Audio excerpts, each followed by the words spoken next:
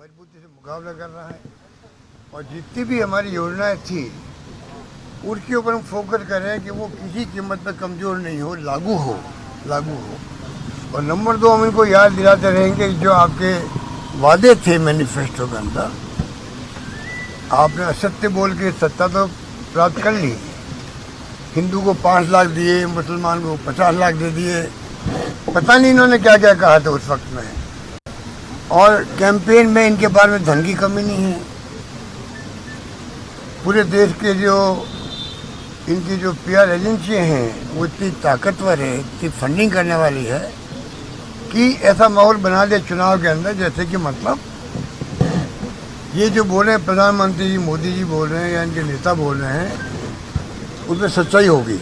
अब इनकी पोल खुल गई। चुनाव के बाद में कोई गवर्नेंस नहीं है। लोग कहते हैं हम जाएंगे इनके बारे कहने के लिए, सुनवाई करने वाला कोई नहीं है। मंत्री और मुख्यमंत्री नए बने हैं। हमारी पार्टी ने तय किया था, विधायक दल ने, जूली जी ने, दुतासा जी ने, इनको मौका देना चाहिए। एक बार नए मुख्यमंत्री बने, पहली बार MLA बने, मुख्यमंत्री बना दिए गए, इनको मौका देना चाहिए, अवसर देना चाहिए। और कांग्रेस ने लगातार, आप देख लीजिए, लगभग 1 साल से ज़्यादा हो गया है, कोई आंदोलन खड़ा नहीं किया, बल्कि हमने अपनी बात कही जरूर है मीडिया के माध्यम से। इनको समझ जाना चाहिए कि हम जो कहना चाहते हैं वो इनके इंटरेस्ट के अंदर है, खुद के। गवर्नमेंट अगर अच्छी चलेगी, अच्छी गवर्नेंस होगी तो फ़ायदा किसको मिलेगा? पब्लिक को मिलेगा।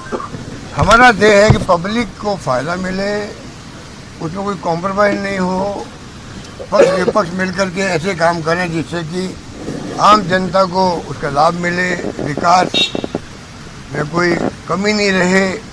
ये हमारा ध्येय है लोकतंत्र के अंदर।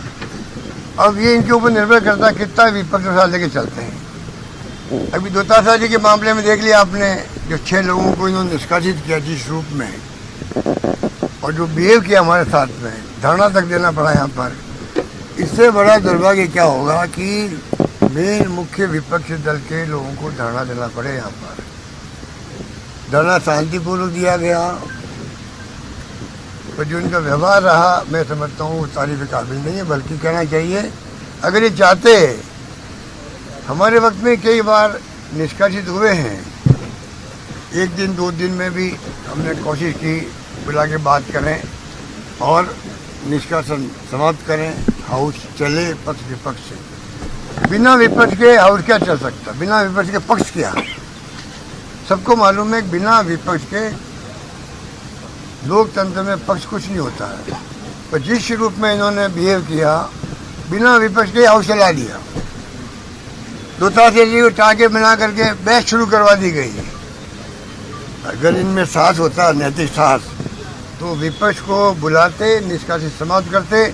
उसके बाद में स्पीकर साहब को जो तकलीफ हुई थी उसको वो बहस करने की बात करते। उसमें बहस होती पक्ष विपक्ष की, इसमें बहस होनी चाहिए कि नहीं होनी चाहिए। वो कुछ नहीं हुआ, एक तरफ बहस हो गई, आरोप लगा दिए गए, कोई मीडिया में खबर आ गई। इसके मायने नहीं होता कि आप उसको लेकर के हाउस के अंदर ही उसको इश्यू बना दो। ये जो सब कुछ किया गया, मैं समझता हूँ ये अनुभव की कमी है। इनको गाइड करने वाला कोई है नहीं, इनके सलाहकार भी ऐसे ही लोग हैं। इस कारण से ये सब नौबत बनी है। अभी हम कहना चाहेंगे विपक्ष रचनात्मक सहयोग करेगा इनके साथ में। विपक्ष पूरी तरह चाहेगा कि प्रदेश के हित सर्वोपरि हमारे लिए है, उस रूप में विपक्ष साथ देना चाहेगा। ये मैं आपको कहना चाहूँगा इस मौके पर। धन्यवाद। किसान आंदोलन चल रहा था शंभू बॉर्डर पर, वो कल जबरन उठा लिया गया है। किसान आंदोलन जहाँ शंभू बॉर्डर पर चल रहा था, खाली करवा दिया गया है। पंजाब गवर्नमेंट ने काम नहीं करवाया, आम आदमी पार्टी की सरकार है। देखिए, आप जानते हो कि आप पार्टी हो चाहे विपक्ष BJP हो, इनके अंदर लोकतंत्र में यकीन तो है नहीं।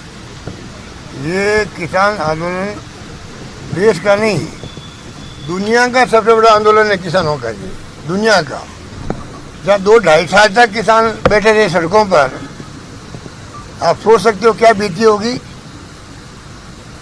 जब बैठे रहे वो रात दिन एक किया, क्या बीत रही होगी उन पे, उनके परिवार पर, कोई कल्पना नहीं कर सकता। उसका एहसास सरकारों को नहीं रहा है। 1-1.5 साल बाद तो प्रधानमंत्री जी ने बात करके आंदोलन समाप्त किया, वादे किए, नहीं निभाया, वापस बैठ गए वो लोग। आज ही मैं कहना चाहूँगा किसान यहाँ पर टॉप प्रायोरिटी में होना चाहिए। और हम लोग कहते भी हैं कोई पार्टी हो किसान की बात करता है, और असली उनके लिए मांगे पूरी कौन कर रहा है।